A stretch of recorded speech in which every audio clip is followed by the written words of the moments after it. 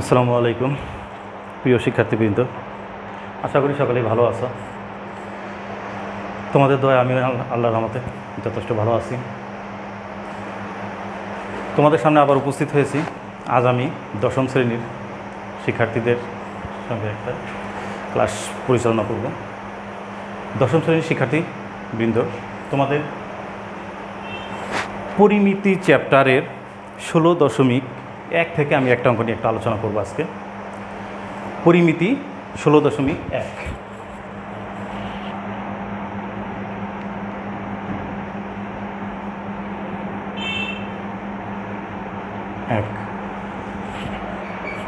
এখন পরিমিতিতে 16.1-এ লক্ষ্য করো, এখানে একটা সমস্যা দেওয়া আছে, আমরা সমাধানটা করার চেষ্টা করি। একটি সমবাহু ত্রিভুজের অভ্যন্তরস্থ একটা বিন্দু থেকে 3 বাহুর উপর অঙ্কিত লম্বের দৈর্ঘ্য হচ্ছে 6 সেন্টিমিটার, 7 সেন্টিমিটার, 8 সেন্টিমিটার। ত্রিভুজটির বাহুর দৈর্ঘ্য বের করতে বলছে, ক্ষেত্রফল বের করতে বলা হয়েছে। তাহলে এখানে আলোচনা হয়ে গেছে একটা সমবাহু ত্রিভুজ নিয়ে। সমবাহু ত্রিভুজের অভ্যন্তরে অর্থাৎ ভিতরে এমন একটা জায়গাতে একটা বিন্দু আছে যে বিন্দু থেকে 3 বাহুর উপরে 3টা লম্ব টানা হয়েছে, এবং লম্ব 3টা, একটা হচ্ছে 6, একটা 7, একটা 8 সেন্টিমিটার। এখন আমরা কী করব? ত্রিভুজটির বাহুর দৈর্ঘ্য নির্ণয় করব এবং ক্ষেত্রফল নির্ণয় করব। তাহলে আমরা এখন শুরুতেই একটা সমবাহু ত্রিভুজ অঙ্কন করে ফেলি।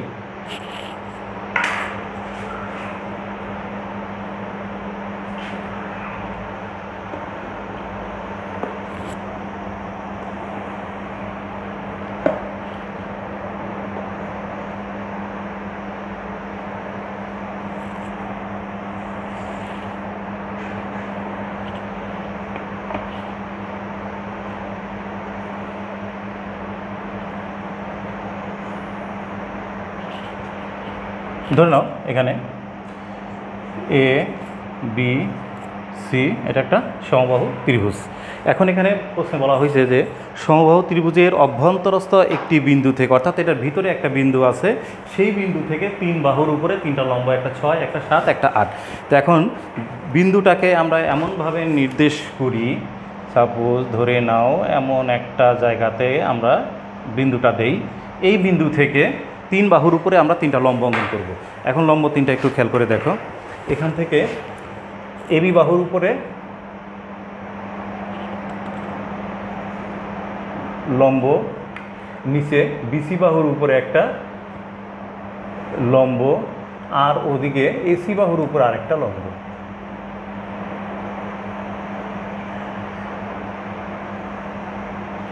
তিনটা লম্ব আমি নাম দিয়ে দিই এবিসি। এখানে মনে করো ডি, এটা ই দিলাম, আর এখানে এফ দিই।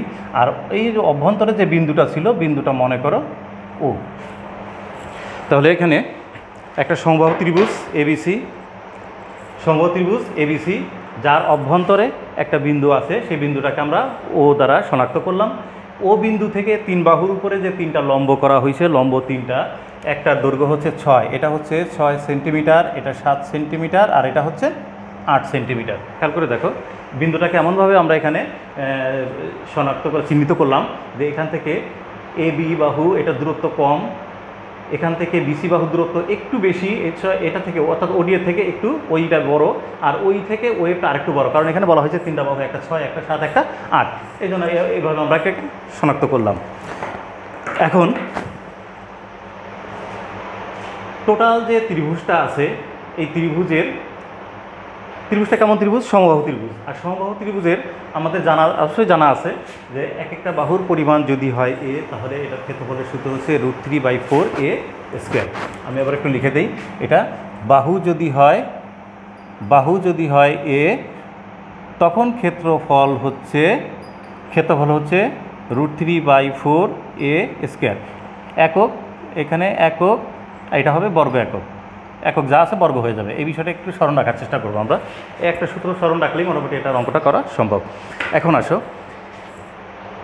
এখানে প্রশ্নে সমস্যা থেকে আমরা ছবিটা অঙ্কন করছি। ছবি অঙ্কন করার পরে এখানে ব্যাখ্যাটা একটু দেওয়ার প্রয়োজন আছে, আমরা একটু ব্যাখ্যাটা দেওয়ার চেষ্টা করি। তাহলে নাম্বার হচ্ছে 9। চিত্রে সমবাহু ত্রিভুজ এ বি সি এর অভ্যন্তরে ও একটি বিন্দু একটা বিন্দু। আমরা কি করলাম, ও ডি এটা লম্ব করছি হলো এ বি, ও ই এটা লম্ব করছি হলো বি সি, এবং ও এফ এটা লম্ব করছি হলো এ সি। এটা আমরা আঁকলাম, লম্বগুলো আঁকছি। এরপর আরেকটা কাজ করব, সেটা হচ্ছে কৌণিক বিন্দুর সঙ্গে ও বিন্দুগুলোকে একটু যুক্ত করে দেবো। অর্থাৎ এখানে আমি স্কেল ব্যবহার করি, ও এর সঙ্গে এ যুক্ত করে দিব, ও এর সঙ্গে বি যুক্ত করলাম, আর এখানে ও এর সঙ্গে সিটাকেও যুক্ত করে ফেলি।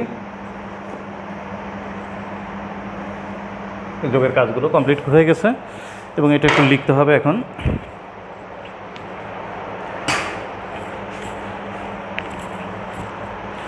তাহলে এখানে ও এ, ও বি, ও সি এগুলা যোগ করি। আমার যোগের কাজ হয়ে গেছে। এখন আমি প্রমাণে চলে আসব। প্রমাণ তো না, আমি মূল কাজে চলে আসব। মূল কাজের ভিতরে সমবাহু ত্রিভুজ এ বি সি, যেটা এটার বাহুর দৈর্ঘ্য আমরা ধরে নেই এ, অর্থাৎ এই টোটাল বাহু A B, B C, A C, এদের প্রত্যেকের পরিমাণটা ধরে নেই এ। সমবাহু ত্রিভুজ এ বি সি এর বাহুর দৈর্ঘ্য এ সেন্টিমিটার হলে, এখানে সেন্টিমিটার আছে, সেন্টিমিটার ধরলাম, এ সেন্টিমিটার হলে ত্রিভুজ এ বি সি এর ক্ষেত্রফল। এখন সমবাহু ত্রিভুজের বাহুর দৈর্ঘ্য যদি হয় এ, তখন ক্ষেত্রফলের সূত্র হচ্ছে √3/4 এ স্কয়ার। একক হলো বর্গ সেন্টিমিটার। আমি নিচে লেখাগুলো একটু মুছে দিই, এগুলো আমার এখন আর প্রয়োজন নাই।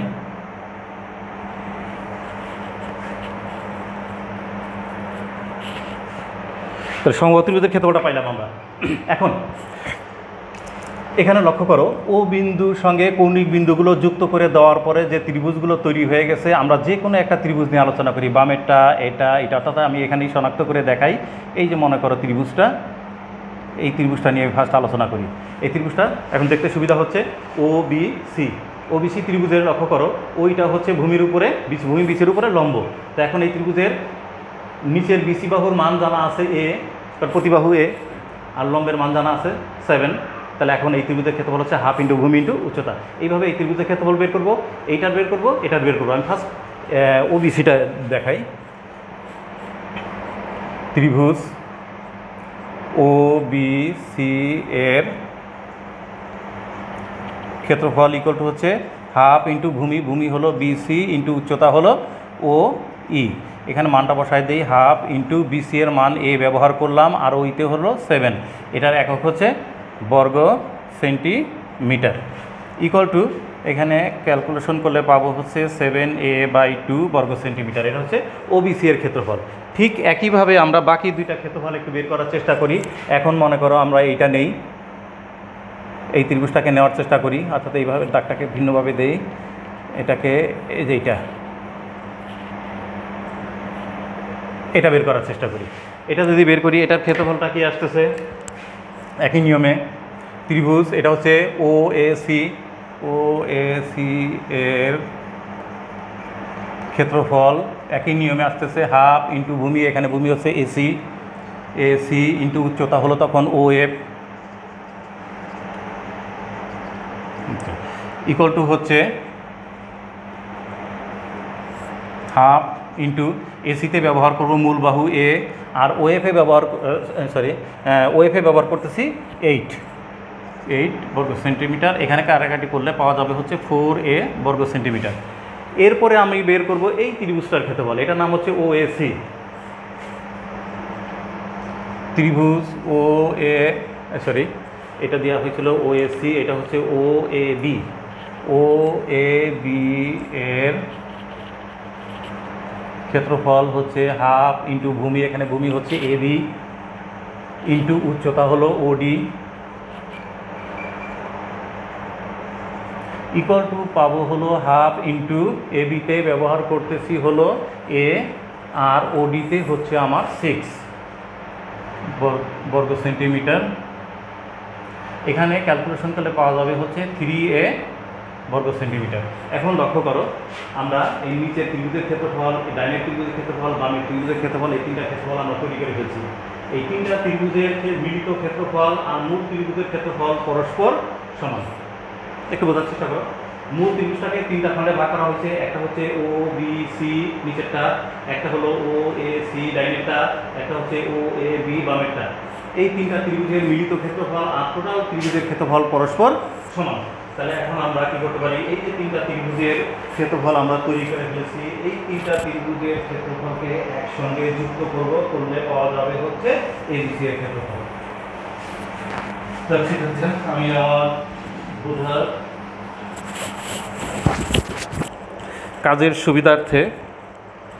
কাজের সুবিধার্থে এখন উপরে থেকে আমাকে একটু মুছতে হবে।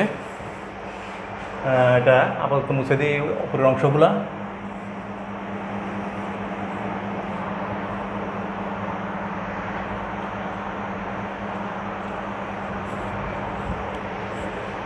দেখো, তাহলে এখন তিনটা ত্রিভুজের মিলিত ক্ষেত্রফল আসতেছে হলো শর্ত মতে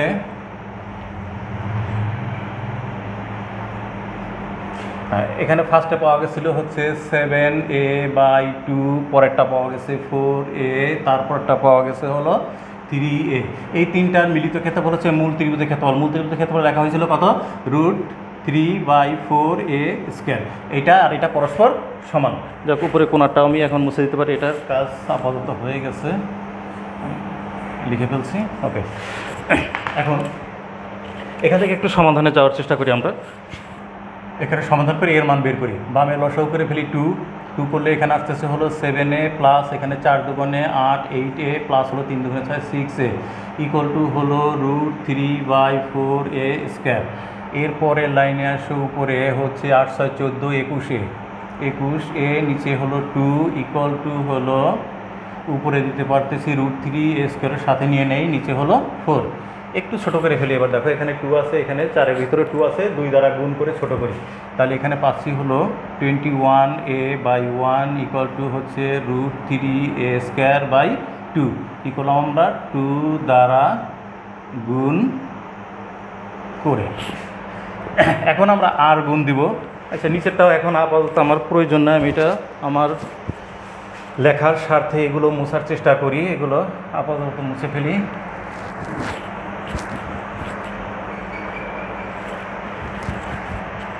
হিসাবটা আস্তে আস্তে করার চেষ্টা করি আমরা এখানে। খেয়াল করো, এখন আর গুণ দিলে এইখানে এই কোণাটাকে আগে গুণ করি, √3a² ইকুয়াল টু হচ্ছে 21 দুগুণে 42a, একদিকে নিয়ে আসি √3a², এটা নিয়ে আসলে -42a ইকুয়াল টু হচ্ছে 0।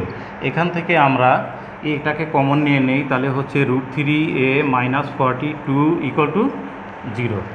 এখন লক্ষ্য করো, এখানে দুইটা রাশির গুণফল, একটা হচ্ছে এ আর একটা হচ্ছে এই ব্র্যাকেটের ভিতরে যেটুকু আছে, অর্থাৎ এইটা একটা রাশি, এটা আরেকটা রাশি, দুটো রাশির গুণফল 0 হয়েছে। সুতরাং এখানে যে কোনো রাশি 0 হতে পারে, কিন্তু আমাদের এখানে এর মান 0 না, কারণ এ ছিল হচ্ছে মূল ত্রিভুজের একটা বাহুর দৈর্ঘ্য কোনো অবস্থাতেই এখানে 0 না, কারণ বাহুর দৈর্ঘ্য 0 হলে ত্রিভুজের অস্তিত্বই থাকে না। তাহলে এখানে এ 0 না। তাহলে আমরা এখানে কি লিখবো, এখানে লিখবো হচ্ছে এখানে এ ইজ নট ইকুয়াল টু 0, এ 0 না, তাহলে পরেরটা অবশ্যই 0। সুতরাং পরেরটুকু অর্থাৎ √3a - 42 ইকুয়াল টু 0। এখান থেকে এর মান বের করার চেষ্টা করি। √3a ইকুয়াল টু হলো 42, বা এ ইকুয়াল টু উপরে 42 নিচে √3। এখানে এখন একটু ভাঙি, নিচে √3 আছে, এটাকে রাখি, 42কে ভাঙো, 42কে ভাঙলে দেখো হয় কত, 14 × 3 লেখা যায়, 3 × 14 42। এখন এই একটা 3কে ভাঙলে আবার দুইটা √3 লেখা যায়, অর্থাৎ এই একটা 3 পরিবর্তে √3 × √3 লিখি, তাতে সুবিধা হচ্ছে একটা √3 বাদ দিতে পারলাম। বাদ দিলে এখন রইল কত, এখানে থাকতেছে হলো 14√3। এখন আমরা এখানে √3-র মান ব্যবহার করে কাজটা শেষ করি।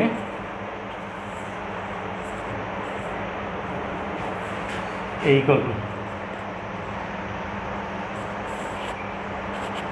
এখানে আছে 14 ইন্টু √3 মান হচ্ছে 1.7320508008। এটা তোমরা মেশিন থেকে বের করবা, মেশিন থেকে বের করে এখানে বসাই দেবা। এখন ইকুয়াল টু এখানে 14 দিয়ে গুণ করলে আমরা এখানে পাবো হচ্ছে এটাকে গুণ করার পর তোমরা মেশিন ব্যবহার করবে 24.248711312। এখানে এখন দশমিকের পরে আমরা দুটো ঘর যদি রাখি তাহলে লিখতে পারি ইকুয়াল টু 24.25 দিতে পারি 25 প্রায়। এটা পাওয়া গেল হচ্ছে এ মানে হচ্ছে ত্রিভুজের বাহুর দৈর্ঘ্য। তাহলে বলতে পারি সমবাহু ত্রিভুজের বাহুর দৈর্ঘ্য। সুতরাং সমবাহু ত্রিভুজটির বাহুর দৈর্ঘ্য হচ্ছে 24.25 এত সেন্টিমিটার প্রায়। বাহুর দৈর্ঘ্য হয়ে গেল। বাহুর দৈর্ঘ্য হয়ে যাওয়ার পরে এখন আমরা বের করবো হচ্ছে এই ত্রিভুজের ক্ষেত্রফল। এখন এই ত্রিভুজের ক্ষেত্রফলটা কিন্তু আমরা এর আগে দেখছিলাম এই যেটা এখানে বসাই দাও।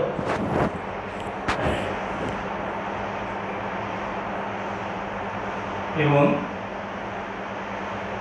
ত্রিভুজটির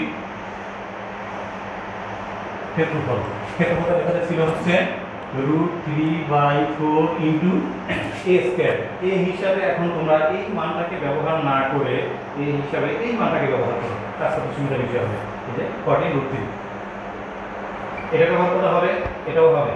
এখন মেশিন ছাড়া যদি কাজ করো তাহলে এখানে সুবিধা হবে, মেশিন ব্যবহার করলে এই যে এটা যে কোনটা সুবিধা হতে পারে। দেখো আমি এটা ব্যবহার করতেছি 14√3, তার উপর আসবে হচ্ছে স্কয়ার। এখন বর্গ সেন্টিমিটার ইকুয়াল টু এখানে √3 রইল বাই 4 রইল ইন্টু দেখো এই 14কে স্কয়ার করলে 14 196 ইন্টু √3 স্কয়ার করলে এখানে পাওয়া যাবে 3 সেন্টিমিটার ইকুয়াল টু এখানে এখন 4 দিয়ে 196 এটা কাটাকাটি করে তার সঙ্গে 3 গুণ করবা, √3 মান বসাইবা। এখানে ক্যালকুলেশন করলে আসবে হচ্ছে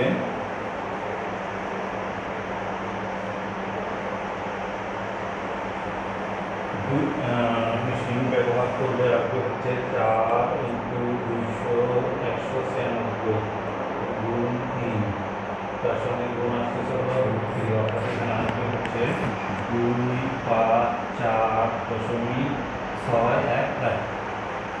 এটা সেটা আসতেছে এখানে 4 দিয়ে 196কে ভাগ করলাম, তার সঙ্গে 3 গুণ করলাম, তার সঙ্গে √3 গুণ করলাম, গুণ করে ক্যালকুলেশন করলে এটা 10 সামথিং আছে, এখানে একটু কম দিয়ে ট্রাই করে দিচ্ছি।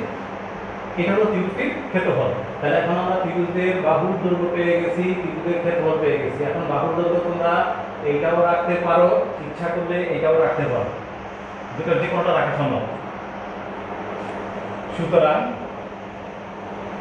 সমবাহু ত্রিভুজটির বাহুর দৈর্ঘ্য তোমরা হয় এটা রাখবা অথবা এটা রাখবা। এটা নতুন করে লিখলাম না, এটাকে বুঝে নিও।